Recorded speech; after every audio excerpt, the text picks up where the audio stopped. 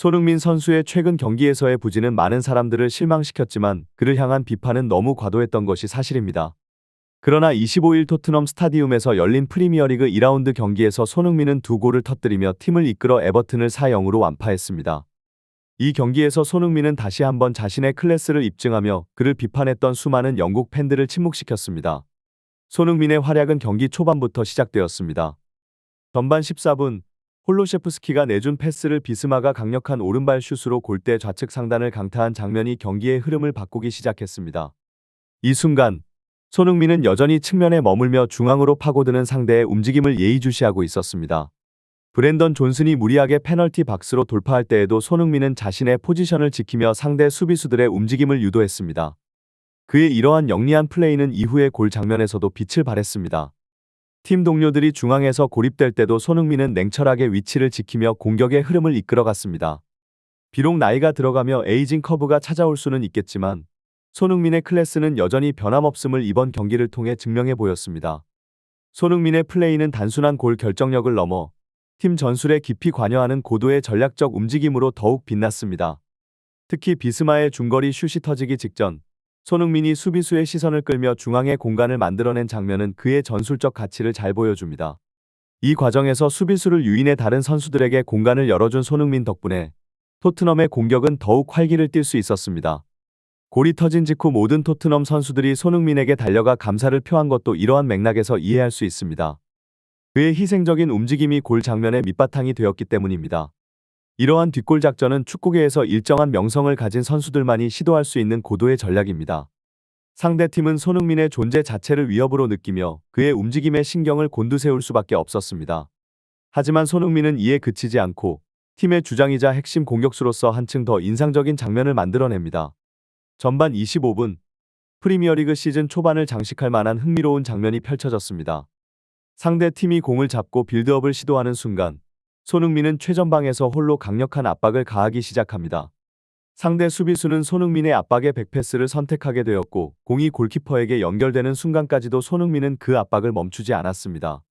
골키퍼가 공을 안정적으로 터치하고 멀리 걷어내려 했지만 손흥민의 끈질긴 압박은 끝나지 않았습니다. 이 장면은 손흥민의 끈기와 투지를 상징하는 순간으로 단순한 골잡이가 아닌 팀을 위해 모든 것을 쏟아붓는 리더의 모습을 보여줍니다. 손흥민의 첫 번째 골 장면은 그의 폭발적인 스피드와 경기 상황을 읽는 능력이 결합된 대표적인 사례였습니다. 당시 골키퍼와의 거리가 미터 이상 벌어져 있었지만 손흥민은 단 0.5초 만에 그 간격을 1m 내외로 좁혔습니다. 골키퍼가 방향을 전환하며 역동작에 걸린 순간 손흥민은 그 틈을 놓치지 않고 공을 탈취해 득점에 성공했습니다. 이 절묘한 타이밍과 침착함은 손흥민의 클래스가 여전히 건재하다는 것을 증명했습니다. 추가 골이 터지자 토트넘 스타디움에 모인 6만 관중은 함성으로 경기장을 뒤흔들었고 에버턴 골키퍼는 상황을 제대로 파악하지 못한 듯 허탈한 표정을 지었습니다. 이 장면은 단순한 골 이상의 의미를 담고 있었습니다. 이는 손흥민이 경기의 흐름을 단번에 바꿀 수 있는 능력을 갖춘 선수임을 다시 한번 확인시켜주는 순간이었습니다. 최근 손흥민과 관련된 가장 큰 이슈 중 하나는 바로 에이징 커브입니다. 나이로 인해 과거의 폭발적인 드리블과 스피드가 줄어들었다는 우려가 제기되었죠. 그러나 이 경기에서 손흥민은 이러한 비판을 단숨에 잠재웠습니다. 경기장 반코트부터 뛰어들어 골키퍼의 공을 탈취하는 데 걸린 시간은 고작 3초에 불과했습니다. 이 장면은 손흥민이 여전히 강력한 스피드와 압박 능력을 갖추고 있음을 보여주는 중요한 순간이었습니다. 손흥민의 경기 후 평가와 관련된 논란은 여전히 이어지고 있습니다. 이번 경기에서 미드필더 제임스 매디슨과 상대 공격수의 1대1 찬스를 막아낸 빅마리오 골키퍼가 모두 평점 8점을 받았다는 점을 고려할 때 손흥민의 성적표는 쉽게 납득하기 어려운 부분이 있습니다. 이는 단지 경기 한 번의 평가에 그치지 않고 향후 그의 재계약 가능성에도 영향을 미칠 수 있다는 점에서 더 큰 문제로 다가옵니다. 특히 디 애슬레틱에 따르면 토트넘은 원래 손흥민의 1년 계약 연장 옵션을 발동할 계획이었으나 레스터 시티전 무승부 이후 상황이 급변했다고 전해졌습니다. 토트넘 보드진은 장기 재계약 대신 1년 계약 연장 옵션을 제안하며 그에 대한 비판에서 벗어나려는 의도로 보일 수도 있습니다. 이미 많은 전문가들은 손흥민에게 에이징 커브가 왔다는 사실을 기정사실화하고 있으며 그가 현재 33세라는 점을 감안하면 토트넘의 입장도 이해될 수 있다는 의견도 존재합니다. 이러한 혹평은 손흥민이 오랫동안 한국 축구와 토트넘을 위해 헌신했던 것을 감안할 때 아쉬운 평가일 수 있습니다. 그럼에도 불구하고 스페인 매체에서는 이번 경기에서 토트넘이 레스터시티를 과소평가한 것 같다는 의견을 내놓았습니다. 특히 손흥민의 패스와 마무리에서 미숙함이 드러났다는 지적도 나왔습니다. 손흥민에 대한 비판이 거세게 일었던 이유는 토트넘의 공격진이 상대를 압도하면서도 지나치게 자신감에 찬 모습을 보였기 때문입니다. 두 번째 득점이 터질 것이라는 오만한 확신이 퍼지면서 선수들이 잘못된 패스를 해도 이를 지적하는 목소리가 부족했습니다. 특히 주장의 역할을 맡고 있는 손흥민이 이러한 상황에서 적극적으로 나서지 않았다는 점이 실망스럽다는 지적이 있었습니다. 이러한 비판은 단지 악플 수준에 그치지 않고 토트넘보다 강팀인 맨체스터 시티조차 하지 않던 행동이라며 더 큰 실망을 표출했습니다. 에버턴전을 앞두고도 이러한 비판은 계속됐습니다.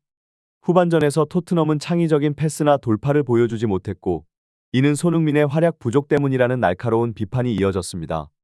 특히 20년째 토트넘을 응원해 온 팬들은 손흥민의 동료 선수들과의 연계 부족과 불안한 터치가 결정적인 공격 상황을 무산시켰다며 계약이 종료되면 그를 방출해야 한다고 강하게 주장했습니다. 심지어 풋볼 365도 손흥민이 이제 선발 명단에서 제외될 수도 있다는 전망을 내놓으며 새로 영입된 윙어 오도 벨레를 선발로 기용해야 한다고 강조했습니다. 하지만 이러한 모든 비판은 바로 다음 경기에서 손흥민이 놀라운 활약을 펼치며 완전히 뒤집혔습니다. 영국 축구 전문가들은 손흥민의 변칙적인 플레이에 혀를 내두르며 그의 경기력이 기대 이상이었다는 평가를 내놨습니다. 특히 후반 75분 토트넘 진영에서 반도 벤이 공을 탈취한 뒤 역습을 시도할 때 손흥민은 그보다 더 빠른 속도로 질주하며 상대 수비를 무너뜨렸습니다. 이 순간은 손흥민이 단순한 공격수 이상의 존재감을 발휘하는 장면이었으며 그의 속도와 경기 읽는 능력이 팀에 얼마나 중요한지를 다시금 증명한 순간이었습니다. 손흥민의 활약은 이번 경기에서 극적으로 빛났습니다. 후반전 75분 토트넘의 역습 상황에서 반도 벤이 전진 패스를 날린 순간이 결정적이었습니다. 우측 전방에 자리 잡고 있던 리샬리송이 상대 수비수들을 끌어들이는 사이 손흥민은 빈 공간을 빠르게 파고들었고 곧바로 골키퍼와 1대1 상황을 맞이하게 되었습니다. 이 순간 에버턴 골키퍼는 전반전의 실수로 인한 트라우마 때문인지 불안한 모습을 보였고 손흥민은 이를 놓치지 않고 심리 싸움을 걸었습니다. 두 명의 수비수가 급히 복귀해 손흥민을 막으려 했지만 이미 손흥민은 골키퍼의 가랑이 사이를 노리는 절묘한 슛을 시도했습니다. 골키퍼가 이를 막아내기엔 이미 너무 늦었고 손흥민의 골로 점수차는 4-0으로 벌어졌습니다. 이로써 토트넘은 확실한 승기를 잡았고 손흥민의 결정적인 플레이로 경기의 흐름을 완전히 장악했습니다. 영국 축구 전문가들은 이 경기를 보며 경악하지 않을 수 없었습니다. 단 한 경기 만에 손흥민의 퍼포먼스가 180도 달라지며 에이징 커브에 대한 우려를 불식시킨 그의 속도와 판단력은 그가 여전히 세계적인 수준임을 입증했습니다. 에버턴의 패배 이후 감독과 골키퍼가 남긴 충격적인 인터뷰 내용은 경기의 파장을 더욱 키웠습니다.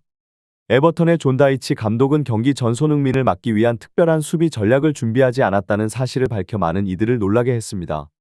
그는 인터뷰에서 손흥민의 돌파력이 예전만 못하다는 평가를 인정했지만 현실에서 손흥민은 여전히 빠른 가속도를 자랑하며 그를 자유롭게 두는 것은 자살행위나 다름없었다고 고백했습니다.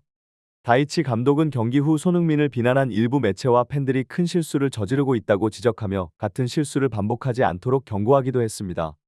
골키퍼 조던 픽포드 역시 자신의 치명적인 실수에 대한 질문에 깊은 충격을 받은 듯한 모습을 보였습니다. 그는 당시 상황을 회상하며 손흥민이 중앙선 근처에 있었고 팀 동료가 자신에게 백패스를 줄 때도 안전하다고 느꼈다고 말했습니다. 하지만 몇 번 눈을 깜빡이는 사이 손흥민이 어느새 그의 발밑까지 달려와 있었다는 믿기 힘든 경험을 전했습니다. 픽포드의 이 발언은 손흥민의 속도와 압박 능력이 얼마나 위협적인지 잘 보여줍니다. 손흥민의 전방 압박은 단순한 전략이 아닌 상대 팀에게는 악몽과도 같은 순간을 만들어냈습니다. 이 인터뷰를 통해 손흥민이 여전히 세계 정상급 선수임을 다시 한번 입증한 셈입니다. 손흥민의 경기력은 상대 팀뿐만 아니라 축구 팬들과 전문가들까지 충격에 빠뜨렸습니다. 에버턴의 조던 픽포드는 경기 후 인터뷰에서 손흥민의 놀라운 가속도에 대해 언급하며 자신이 많은 공격수를 상대해봤지만 이토록 빠른 속도는 처음 경험했다고 밝혔습니다.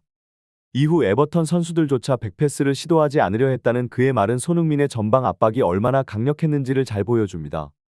특히 손흥민에게 가장 큰 비난을 쏟아냈던 풋볼 365는 이번 경기 후 이례적으로 사과하며 그의 활약을 칭찬했습니다. 손흥민이 선제골을 넣을 때 왼쪽 측면에서 끝까지 포기하지 않고 골키퍼를 압박한 장면은 주장으로서 모범적인 사례로 평가되었습니다. 또한 두 번째 골에서 보여준 침착함과 기술은 최고 평점 9점으로 보답받았습니다.